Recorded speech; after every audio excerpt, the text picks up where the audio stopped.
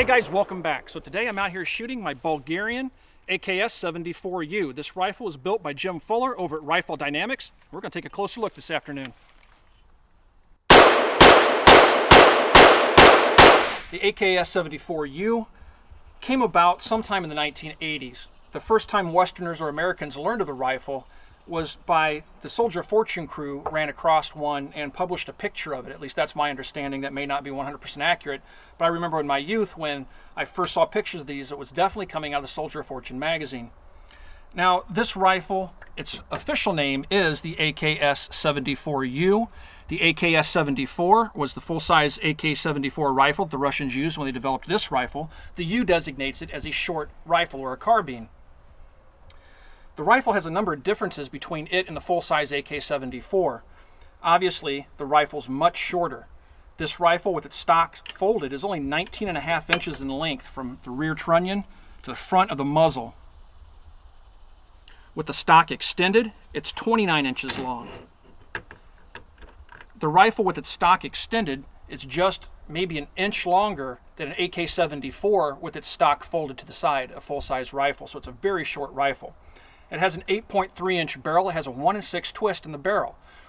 Now, a lot of companies that have converted these have made the mistake of chopping down a full-size barrel, which has a 1-8 twist in it, and that simply won't work with the 5.45 caliber cartridge. It won't stabilize the bullet, and it will cause severe keyholing.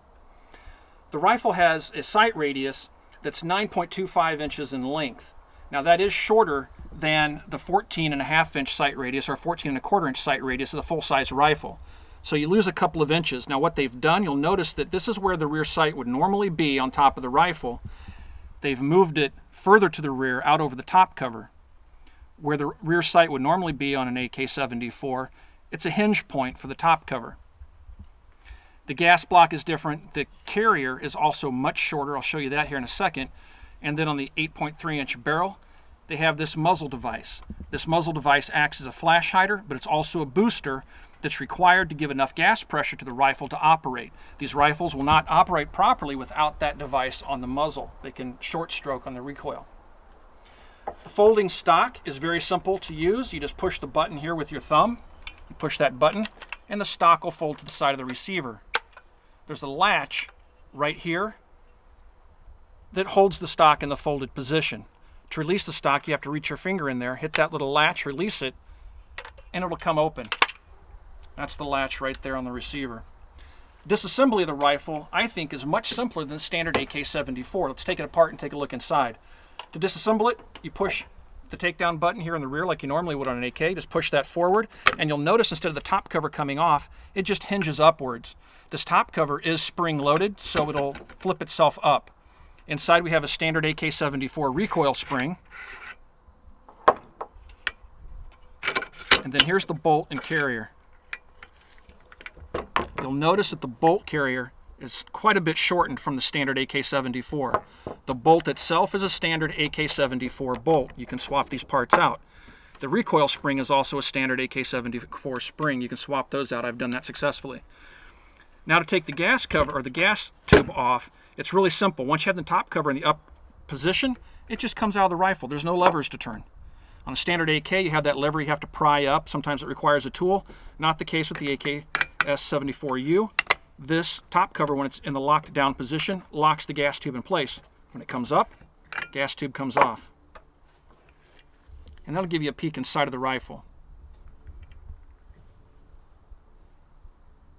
The fire control components, all that stuff is regular AK-74 components.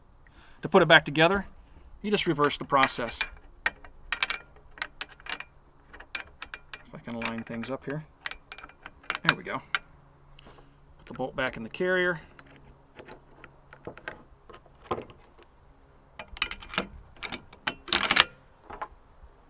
Recoil spring in.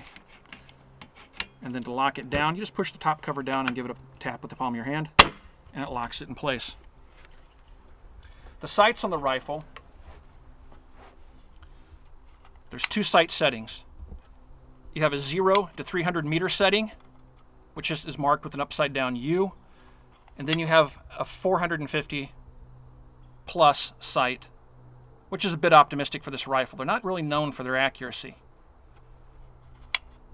Now these rifles were originally developed to be used by tank crews, vehicle crews, and special operations forces.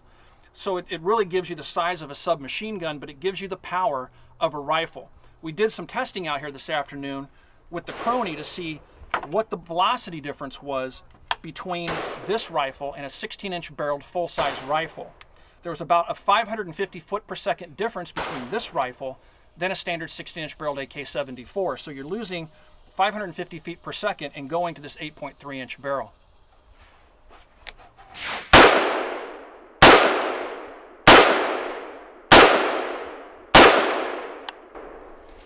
As I mentioned earlier, this rifle was built by Jim Full over at Rifle Dynamics. Jim is a really qualified gunsmith. The guy absolutely loves AKs and he does a beautiful job in building them. This rifle is built on a Bulgarian parts kit and it's using a Nodak spud receiver. I did buy this rifle off AR15.com as a full-sized rifle, not as an SBR. I had it converted later to an SBR, and it came with a fake suppressor on the end. I sent the rifle to Jim and he did the conversion for me. This rifle had some problems when I had bought it. It was built by a guy that wanted to build it himself. It had a regular AK-74 barrel that was chopped down, so it had the wrong twist rate. He had drilled the gas port all the way through the barrel, so it had a hole both on top and the bottom, and it was eroding the gas block. It started the erosion process. The rivets were a complete mess.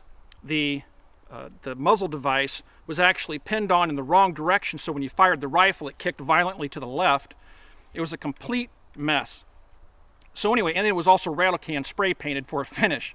So I sent it off to Jim with the Form 1. He converted it to an SBR for me, and he did a magnificent job re-riveting the rifle, putting it back together. Again, it has a Nodak spud receiver, so now it's in perfect condition. It's absolutely a beautiful rifle.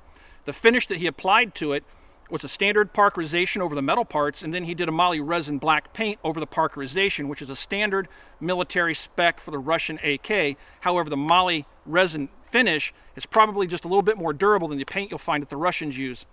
So anyway, again, the finish is flawless. The rifle works really good. I really like the way this gun feels. Now, this rifle only weighs 5 pounds 10 ounces, so it's an extremely light rifle. It doesn't have much muzzle weight because most of the weight is back here over the receiver, so it balances very nicely. Changing the magazines is just like any other AK. It doesn't have any special arrangements there. It has 2 sling mounting points. Now you'll notice with this is a Russian sling. You'll notice that the sling is on the right-hand side of the rifle. When you fold the stock, it comes around to the left-hand side of the rifle. I like to carry the rifle like this over my neck without one of my arms through the sling, so I have it set fairly short.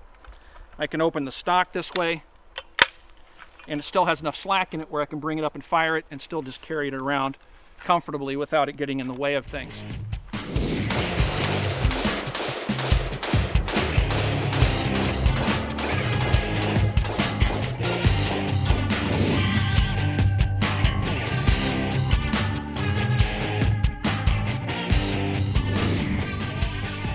This is my AK-74M, or I should say an Arsenal SGL 3194. This is the civilian version of the current Russian military AK-74. It has a polymer side folding stock, but I also have some other doodads on here that make it just a little bit different than the standard Russian rifle. Of course, I have a rail system, an RMR red dot sight. I have this left-hand side charging handle, other things like that, but it gives you an idea of the size difference between this rifle and the AKS-74U. The barrel is almost half the length of the full-size rifle. Now if I fold the stock on the AK-74, and this is what I was talking about earlier, with the stock extended, the AKS-74U is about the same length, so it's a very short rifle. Now the AKS-74U has the nickname Krinkov. Krinkov, we really don't know where the name came from. Some speculate that the Mujahideen had given it the name because the rifle, the first one that they encountered, was taken off a Russian by the name of Krinkov.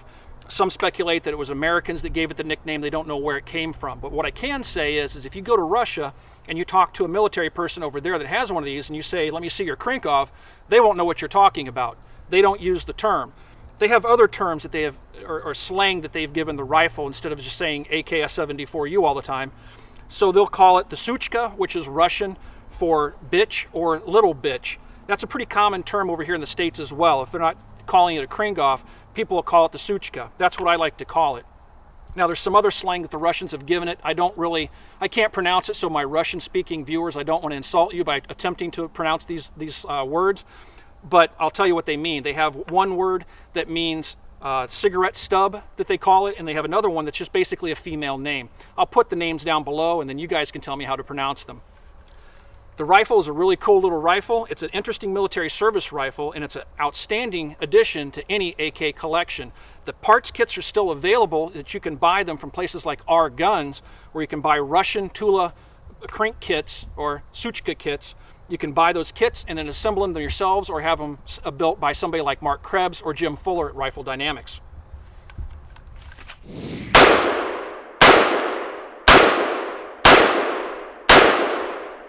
Well guys, I hope you enjoyed taking a look at this AKS-74U or the Ksyukha. These rifles can still be had. You can buy them, the parts kits anyway, from places like R Guns, and right now those kits are getting up to around $1,000. Last time I looked at them, they're just a little over $800, or right around $800. By the time you buy a receiver and all the other stuff that you'll need, a barrel and things like that to put it together, and the tax stamp to make it an SBR, you're going to be into it about $1,800 or so. But if you're a hardcore AK guy like I am, you really ought to have one in the safe. If you guys have any questions about this rifle, if you have any questions about Rifle Dynamics and Jim Fuller, you can ask those questions on our Facebook page. You can find us on Facebook at www.facebook.com/militaryarms. As always, everybody, thanks for the subs. Thanks for watching. We'll talk to you guys soon.